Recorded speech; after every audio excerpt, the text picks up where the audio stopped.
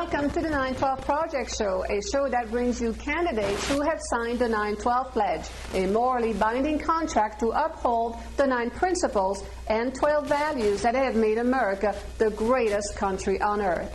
Hi, I'm Danielle Hampson, and my guest today comes from the state of Oklahoma. He is a Reagan conservative, a constitutionalist, and he is very concerned about our domestic, economic, and national security. His name is Houchen. Let's go and meet him now. Mr. Houchen, welcome. Hey, how's it doing, Danielle? I'm glad to be here. Well, thank you for coming all the way from Oklahoma. Give us a little bit of just a brief synopsis of your background. Danielle, I of course, about every place that I speak, I say that I'm the product of several different school systems growing up, mainly the Hugo public school system in Hugo, Choctaw County, Oklahoma, America. But I also attended several private schools overseas in Medan, Indonesia, the Republic of Singapore, and I moved back, finished my high school at Hugo, Oklahoma, graduated and attended the University of Oklahoma, graduated in 1988 from there with a bachelor's degree in political science, and I went back to work overseas in several different, what a lot of people at that time called third world countries, or some people refer to them as newly industrialized or whatever. But basically, I've been or have lived or worked or traveled extensively to roughly 45 countries around the world. And one thing about that is like you growing up in Europe is, when I was an adult, I lived in several of these countries that had oppressive governments, actually had tyrannical governments, even dictatorships in Congo and Gabon, West Africa, come to mind.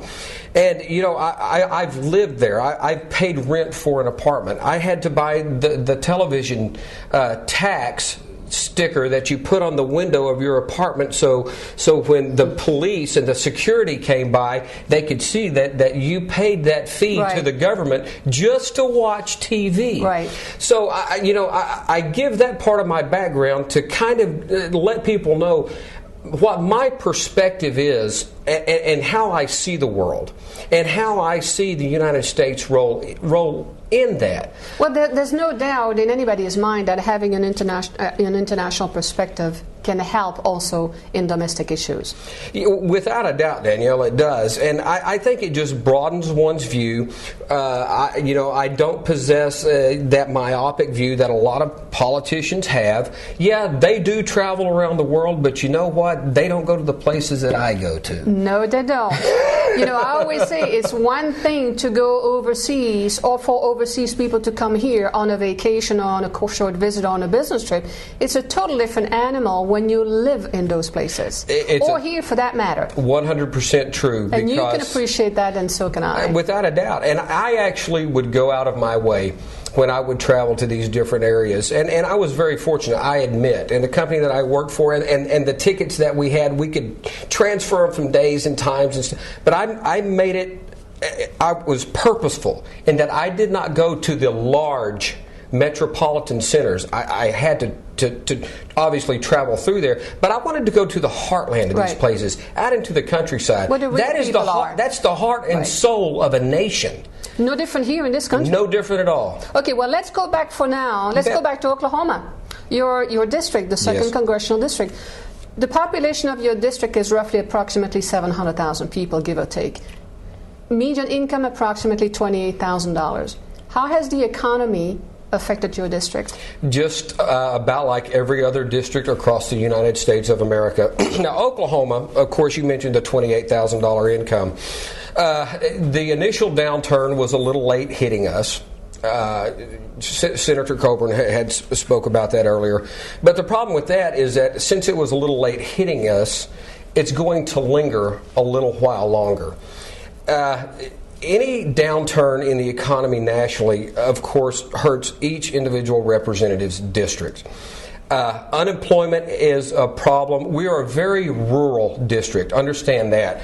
District 2 of Oklahoma consists of 25 of the 77 counties in the state of Oklahoma and roughly a third of the landmass. It runs from Red River all the way up to the Kansas border, and from Arkansas just about over to Tulsa. So it's a pretty large district. It's a very large district, very rural. Now, one thing about that, though, is that the people in District 2 are some of the greatest people you'll ever meet in your life. They're very individual. They really pride themselves on being individualistic. We take care of ourselves. We have natural disasters. We're right in the center of Tornado Alley. When a tornado comes through, and this happens on a regular basis, it's not rare. It happens. I've been involved in roughly 3 cleanups throughout my life of these tornadoes. We don't start hollering, "Where's government?" to help us. Right. You used to take care of yourself. We grab the chainsaw, we grab the truck and the tractor, and we grab the neighbors, and we'll do whatever it takes and hook trailers up, and we start cutting stuff up, cleaning it up, rebuilding things. That's what we do. So when you say, how has the economy affected, it has affected us drastically with unemployment. Is a problem. It's always a problem in District 2. That's the way it is. Well, let's talk about some of those problems. I want to address them more specifically down the road. Now, when you and I did the radio show together, yes. I played a little game with you, the game that I call Remember These Words. And I want to go back to at least one part of that game. So let's remember these words for a second. The words of Martin Luther King. He said, and I quote, "Our lives begin to end the day we become silent about things that matter." What got you to break your silence and decided to run for office? Because this is the first time you're running, isn't it? This is the first time that I've ran for federal office. I actually ran for mayor in Hugo, Oklahoma many years ago. And that was an interesting experience. I lost, but it was very, very interesting. I learned a little bit. But I am a conservative. I've been a conservative pretty much from the point that I knew that I was able to develop and a cognitive process. Now, generally speaking, and this is especially true in District 2, if you're a registered Republican, first of all, historically speaking, and this is a fact, people say, "Oh, you're one of those." Understand, we're almost outnumbered 4-1 in District 2 with registered Democrats versus registered Republicans. Now, a unique thing about that is that District 2 is very conservative. It is very conservative. Yet you have a Democrat for representative. That is correct. We'll get to that in a minute. Right. But back to why I decided to run. It wasn't so much did I decide as I felt compelled. And I felt compelled because I was repeatedly asked by friends, by neighbors, by people that I hadn't met before. And I had enough citizens in District 2 approach me and ask me, and it wasn't joking, they were serious. "Howard, you need to run." So, Danielle, I felt compelled to run. Because, like Martin Luther King said, if we remain silent, we can no longer remain silent. You and I know, and everyone out there knows, what's occurring to this country. They may choose to ignore it. I cannot choose to ignore it.